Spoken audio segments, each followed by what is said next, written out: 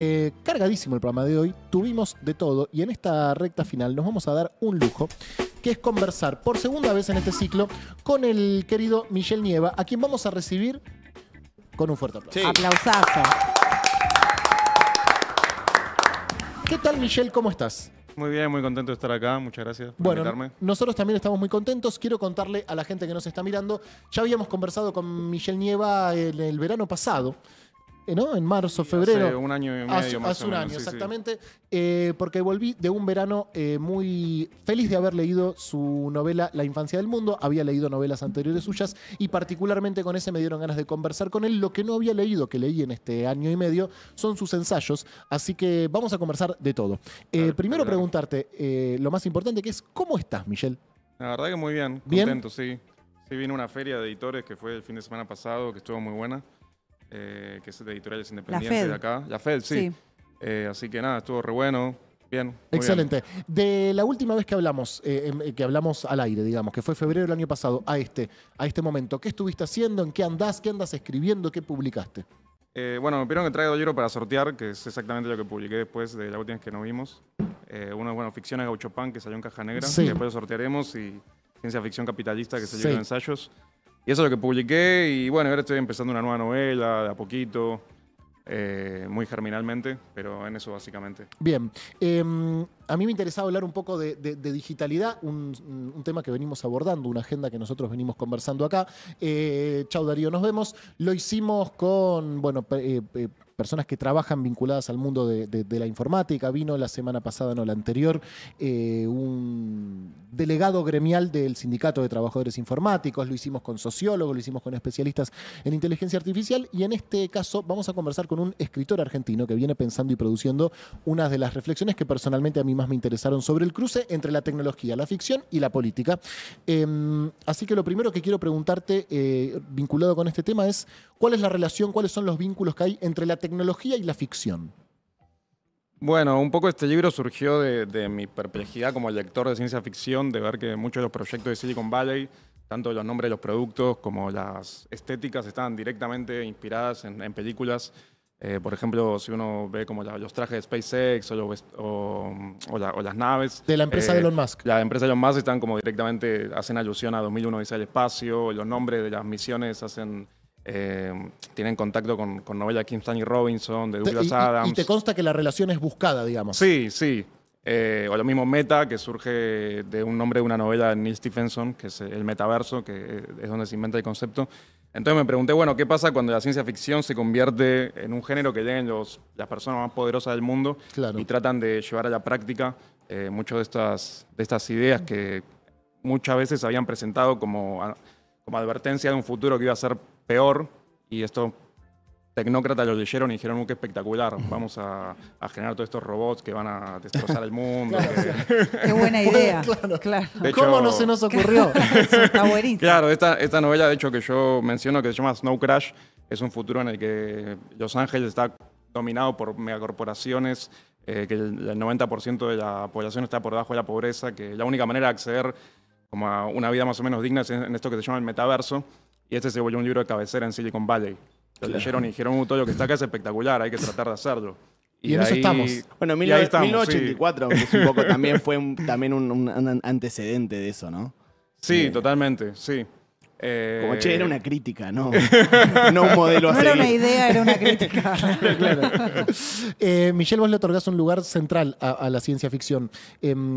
¿Cuál es la relevancia que le das a la ciencia ficción en la imaginación capitalista? Sí, como decía, o sea, vivimos una época en la que el gran motor mitológico del capitalismo es la tecnología. O sea, la tecnología es como el centro del fetiche del capitalismo y las utopías que vende y la gran seducción. Y, digamos, y eso lo comparte con la ciencia ficción, que su tema es la poetización o la politización de la tecnología. Entonces, bueno, el Silicon Valley encontró en este género una manera de pensar como el branding de sus marcas, nuevos productos. Y ahí como trato de pensar también la historia de directamente cómo los escritores se involucraron en distintos desarrollos. Por ejemplo, Neil Stephenson fue contratado por Blue Origin, la empresa de Jeff Bezos de astronáutica. Después de sus novelas, Sí, digamos. sí, sí. Ok. Después Arthur No C. es que Clarke. sus novelas son un pedido. No. Ok. Después de eso fue contratado por Blue Origin. Y bueno, y en el libro hago como una genealogía de la historia de cómo escritores como Arthur C. Clarke colaboró con la NASA en el desarrollo de los satélites, de otros proyectos como son los ascensores espaciales. Sí. Y claro, bueno, entonces es como que se genera esa idea de que el futuro ya existe y es este futuro que Estamos viviendo. estamos viviendo, pero bueno, también hay otro lugar para otro tipo de ciencia ficción que puede tratar de hackear ese futuro y pensar otras posibilidades también, que eso a mí es lo que me interesa como escritor de ciencia ficción. A ver, hagamos doble clic ahí. ¿Qué es lo que te interesa como escritor de ciencia ficción? Tené cuidado con lo que escribís porque por ahí alguien en Silicon Valley lo lee y dice, genial, inundemos el planeta y hagamos de La Pampa un destino turístico tipo Miami. Claro, bueno, lo que me pasó con la infancia del mundo era que para mí ya no se puede eludir como escritor de ciencia ficción, que ya hay un capítulo del género que son los multimillonarios tratando de llevar las ideas de estas novelas a productos y a narrativas corporativas. Entonces esta novela también tenía un poco de parodia de estos proyectos, pero creo que también es importante en una época en la que está sobrenarrado el futuro desde el norte, desde su cultura y el idioma, etcétera, pensar el futuro desde otras latitudes, que eso también es lo que trato de hacer yo. En Tecnología y Barbarie, Sí. que lo escribiste en pandemia, o por lo menos en pandemia salió publicado, Sí, salió justo en la pandemia, sí, en el 2020. ahí hay algo que me interesa mucho, que leí hace poco, que rastreas momentos tecnológicos muy cruciales de la vida nacional, todos vinculados al genocidio. Podría tratar de repasarlos yo, pero creo que vos lo vas a explicar muchísimo mejor. Sí, eso surgió porque me iban a invitar a una conferencia y yo en ese momento escribía cyberpunk y no conocía a nadie que escribía cyberpunk y tampoco era un género muy importante en Argentina. Y entonces dije, bueno, ¿qué pasa si el origen de la historia argentina es el cyberpunk? Que tiene, digamos, por definición que es la introducción de la tecnología con la idea de desarrollar un proyecto civilizatorio, pero que termina degradando la vida de las personas. Bien. Y de repente me di cuenta que un poco el origen del proyecto agroexportador argentino podía hallarse bajo la óptica cyberpunk. ¿Cómo sería eso? Que concretamente en el libro hablo, bueno, del alambre de púa, Sí. de la picana eléctrica, Del fusil Remington. del fusil Remington y el telégrafo, que fueron 4 tecnologías que se importaron con la idea de ganarle la frontera a las comunidades indígenas, establecer el territorio nacional y, bueno, lotear todos esos territorios ganados para desarrollar un proyecto agroproductivo de exportación de materias primas. Y involucró justamente, bueno, el genocidio indígena y también la picana eléctrica, que después fue usada durante distintos momentos oscuros de la historia argentina. Entonces, bueno, cómo la tecnología importada con esta idea de la civilización, que está en el proyecto sarmientino, iba a decir sarmiardino, me iba a salir, pero... y que terminó produciendo lo contrario de lo que quería generar. Entonces esa era un poco la premisa de Tecnología y Barbarie. De pensar, la tecnología como esa cuestión fallida de que trató de producir civilización y engendró las grandes matanzas de la historia nacional. Leyendo tu libro encontré el origen de la frase "se le fue al humo". Sí. ¿De dónde viene "se le fue al humo"? Claro, los fusiles a chispa que existían antes del fusil Remington, se tenían, no soy un experto en balística, Bien, pero menos según mal. recuerdo, Menos mal, Michelle. pero digamos, cada un tiro o 2 tiros había que, digamos, limpiar el fusil y introducir de vuelta la pólvora. Y en ese momento era cuando ya las comunidades indígenas ya sabían que cuando se veía un humo era el momento de ir a atacar, porque demoraban 1 minuto en recargar el fusil a chispa. Y se te van al Y de humo. ahí Van viene al la humo. expresión de irse al humo a alguien. ¿Qué son las ficciones gaucho punk directamente? Y bueno, como materialidad más específica, es la reedición de mis 2 primeras novelas, pero le puse ese nombre, Gaucho Punk, que es un nombre que me inventé para definir a mi escritura, que sería tratar de pensar el futuro desde el sur, desde la historia argentina hacia el futuro, digamos. Ese sería lo que es el Gaucho Punk. Como nombre sería, bueno, cyberpunk y gauchesca, como para tomar, bueno, el gran género literario nacional, pero tendría que ver con eso, pensar el futuro desde el sur y la relación de la tecnología desde Sudamérica. Es un momento más allá de, digo, en el mundo en general, en donde nos cuesta un poco más pensar incluso fantasear con el futuro. Digo, venimos de los 80, los 90, en donde era incluso un fetiche imaginar el futuro, imaginarlo bien, imaginarlo mal, apocalíptico, no apocalíptico. Ahora es como que incluso había una noción estética de lo que era futurista. Hoy no sé bien qué es lo futurista. Más hacia adelante. Lo futurista es medio el presente, de alguna forma. ¿Nos está costando un poco imaginar ese futuro? Sí, totalmente. Es una de las grandes crisis del presente, que es un poco de lo que trata este libro. que es como que la producción de la tecnología y del futuro nunca estuvo tan concentrada en un solo lugar y a la vez nunca estuvimos tan atravesados en nuestra experiencia inmediata, cotidiana por la tecnología, pero tanto la producción material como filosófica viene de un solo lugar. Claro. Entonces, digamos, el desafío es poder producir nuevas relaciones con la tecnología y al menos la ciencia ficción tiene que ver con eso, con socializar el futuro.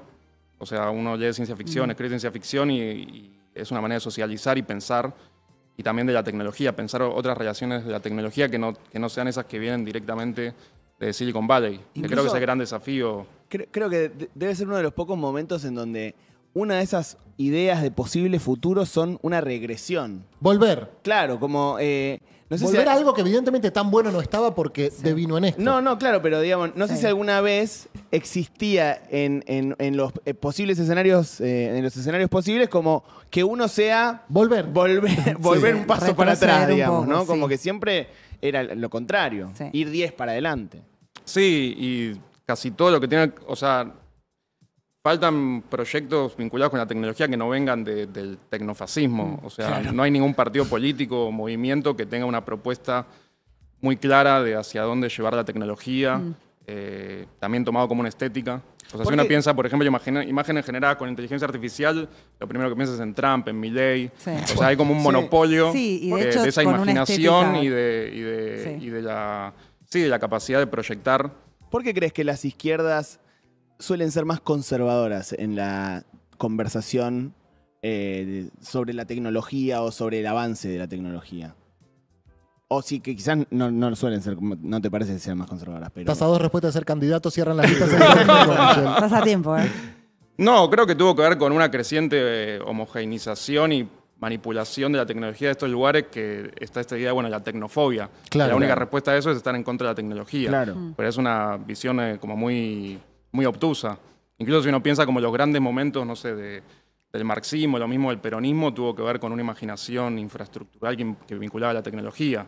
Siguiendo un poco esta idea repetida hasta el hartazgo, ¿no? En tantos blogs, esta idea de Mark Fisher de que es más difícil imaginar el fin del capitalismo. fácil. ¿Es más difícil imaginar el fin del capitalismo que el fin del mundo? ¿O es más fácil imaginar el fin del mundo que el fin del capitalismo?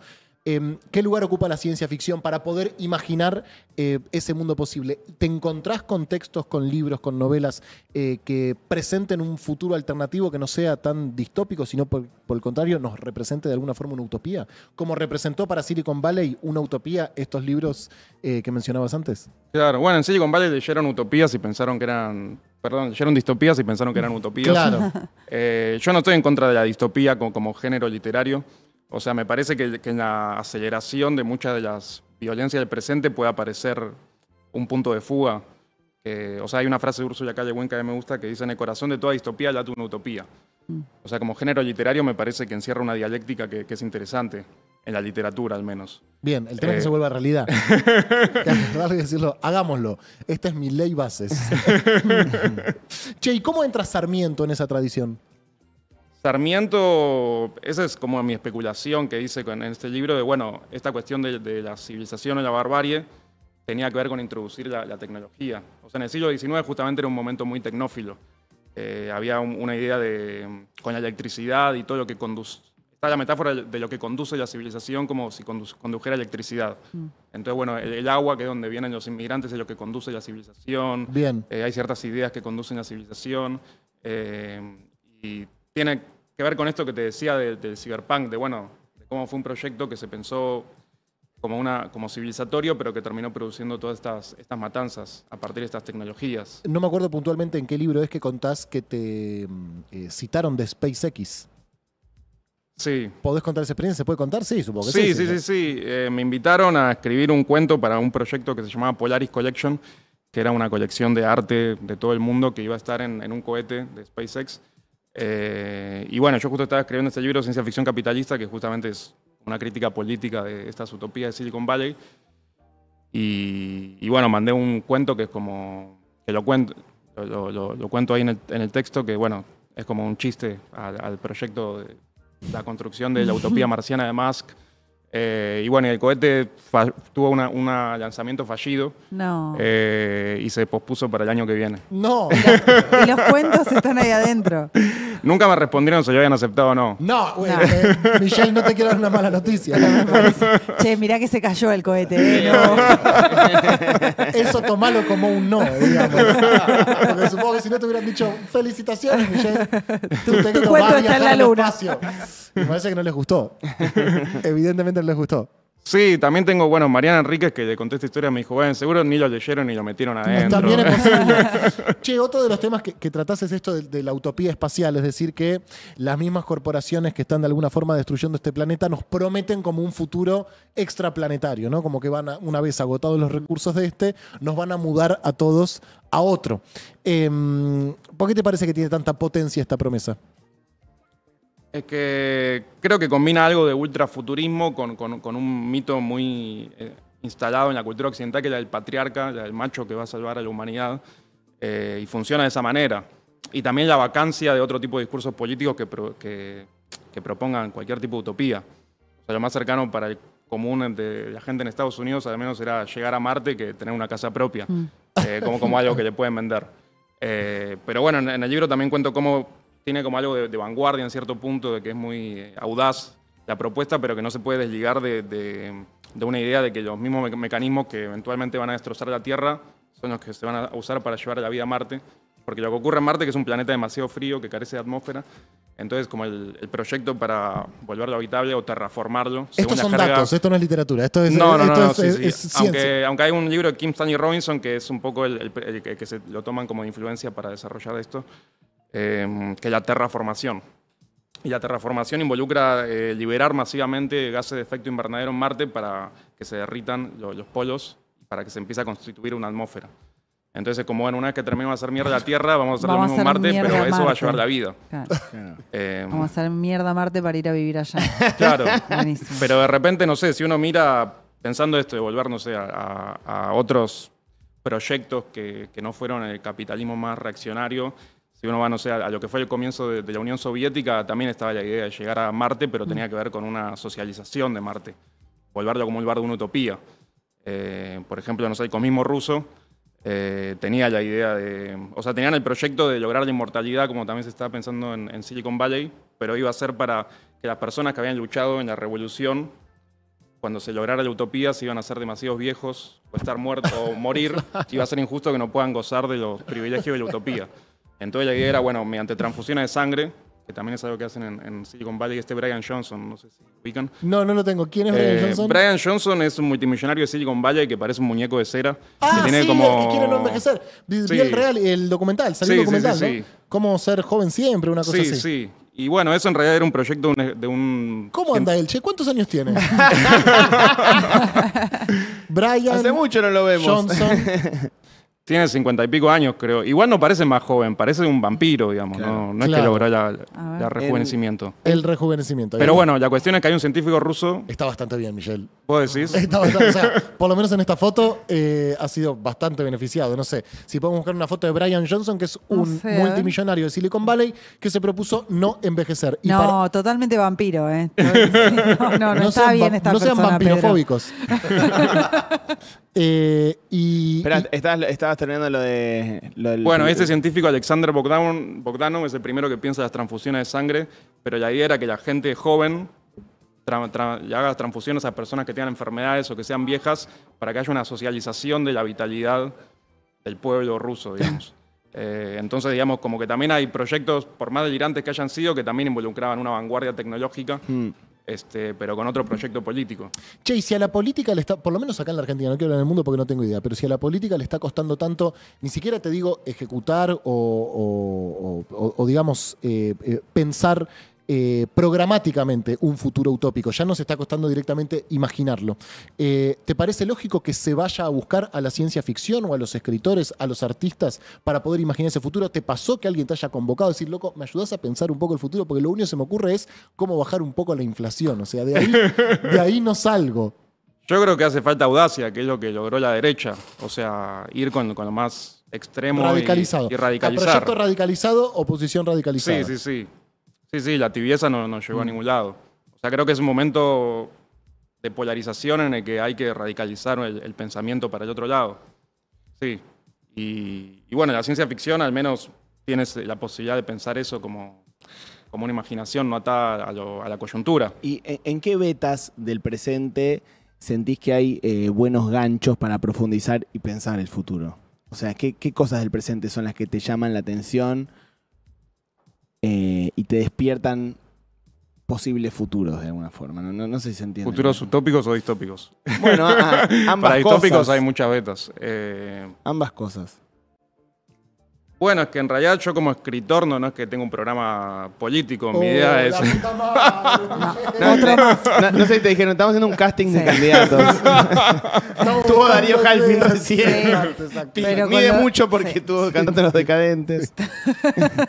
En mi ficción trato de acelerar muchas violencias y situaciones del presente y volverlas absurdas. O sea, yo trabajo con el humor mucho como escritor de ficción. Sí. Eso es lo que te puedo decir. Pero me parece que también es momento de introducir mucha imaginación también en la política de la tecnología, pensar nuevas redes sociales, nuevos proyectos que involucren inteligencia artificial. Porque aparte pareciera, siguiendo esta línea, que nos sabemos, ponele, o nos podemos poner de acuerdo en aquello que queremos defender, lo que nos cuesta es que queremos conquistar, ¿no? Hacia dónde se avanza, porque si solamente nos colocamos en una situación defensiva de no a esto, no al cierre de lo otro, paren acá, basta mi ley, por poner el nombre local que tiene esta expresión, y lo que nos está faltando es, bueno, ¿en qué lugar ellos nos van a decir, no, che, pará, esto no? ¿Hacia dónde avanzamos? ¿Qué queremos conquistar? Eso no pareciera estar claro, por lo menos en la política, pero en la literatura sí. No, sí, claramente. Sí. No sucede. Pará, te quería preguntar otra cosa que tenía que ver con el vínculo entre capitalismo y ambiente, que también está muy presente. Ah, lo tenemos. Está Brian Johnson, ahí está. Don't die. Bueno, déjame en paz, loco, déjame morir en paz. A todos les preguntamos si ya nació la persona que va a vivir 300 años. ¿Vos qué pensás, Michelle? Según Silicon Valley, ya nació la persona que va a vivir 1000 años. Y según Nico Spaca también. Es su primo. Sí, lo conoce. El problema es que es incomprobable, ¿no? Ese es el gran tema. No podremos comprarlo nosotros. Salvo que seamos uno de nosotros. Salvo que seamos multimillonarios, sí. En tus preocupaciones está también el vínculo entre el capitalismo y el ambiente. ¿Qué estás viendo en los debates actuales en torno al ambientalismo o en cuáles discusiones te parece que se empiezan a formular propuestas alternativas? Sí, que justamente el libro tiene que ver con esto de las propuestas para salvar el fin del mundo y cómo este gran mito que surgió de Silicon Valley es conquistar a Marte, trascender las fronteras biológicas a partir de la tecnología. Pero que parte de esta idea de, bueno, este es un planeta que es como una mercancía más y que lo podemos destrozar y una vez que esté hecho mierda no vamos a otro lugar. Y bueno, el libro trata de buscar otros pensamientos, de pensar que no hay un planeta B. Y entonces, bueno, ahí vuelvo porque el libro, bueno, también tiene que ver con la pandemia y hay un antropólogo, Viveiro de Castro, que a mí me gusta, que dice, bueno, las comunidades indígenas ya vivieron el fin del mundo porque la conquista de América fue un fin de un mundo y también involucró una pandemia que fueron todas las enfermedades que trajeron los europeos en ese momento, la viruela, la tuberculosis, etc. Entonces, digamos, el único archivo histórico que tenemos de cómo lidiar con un fin del mundo es las comunidades indígenas. Entonces, ese es un lugar potente para pensar otras alternativas de vincularnos. Un futuro ancestral, ¿no? Un futuro ancestral, claro, que es el nombre de un libro de Ailton Krenak, que está muy bueno, que tiene que ver con esto, de poder pensar el futuro de otras cosmogonías. Y bueno, para mí lo que me parecía potente de la cosmovisión indígena que está en Ailton Krenak o en David Copenagua es una manera de relacionarse con el ambiente que no sea como un objeto que hay que destrozar, sino como que el humano forma parte de un tejido viviente. Yo lo tomaba más de la parte más filosófica, digamos. De, bueno, la potencia de poder pensar... Sí, el humano es ambiente también, digamos. Claro. Che, Sí. y a vos, en términos personales, ¿la pandemia te transformó mucho, digamos, en lo que hace a tu obra artística o simplemente aceleró algunas ideas que ya estabas pensando? Sí, en lo que corresponde a este libro, justamente, en ese momento, yo estoy en una universidad en Nueva York y en ese momento estaba ahí, y lo que ocurrió apenas empezó la pandemia, que ahí fue uno de los lugares que cuando se decretó acá el confinamiento, fue al mismo tiempo que en Nueva York, que acá y allá, bueno, había un montón de casos, muchas muertes, etc. Entonces la ciudad estaba, como nunca había pasado en la historia, completamente fantasma. Y lo único que seguía funcionando era Wall Street. Porque como la Eso compra, no puede parar. como la compra y venta de acciones funciona, digamos, de acuerdo al trading algorítmico que ya está automatizado, nunca se detuvo, y no solo no se detuvo, sino que empezó a monetizar los valores de las compañías que se beneficiaban con la pandemia. Farmacéuticas, claro. Claro, delivery, streaming, Claro. etcétera. Streaming, digo, tipo Netflix, esas Sí, cosas, sí, ¿no? sí, No estoy igual. hablando de... Estamos adentro. Somos una coma dentro del algoritmo de YouTube. Entonces, lo que ahí me apareció esta imagen de, bueno, el capitalismo ya imagina cómo continuar cuando el mundo termine. El mundo es como una mercancía más que se puede desechar. Y entonces ahí surgió esta idea de la ciencia ficción capitalista, que también se relaciona con Mark Fisher, que tiene este concepto que es el realismo capitalista. Sí. De esto, bueno, que no hay alternativa, que es más fácil imaginar el fin del mundo que el fin del capitalismo, pero en realidad el capitalismo ya imaginó cómo continuar cuando termine el mundo. Claro, exacto. No sabemos esa parte de la historia. Es una parte del cuento que todavía no se nos contó. No, de hecho, se incluye con algo que dijo alguien en el chat hace un ratito, cuando hablábamos de esta dificultad de imaginar el futuro, que alguien escribió en el chat, nos cuesta imaginar un futuro que nos incluya.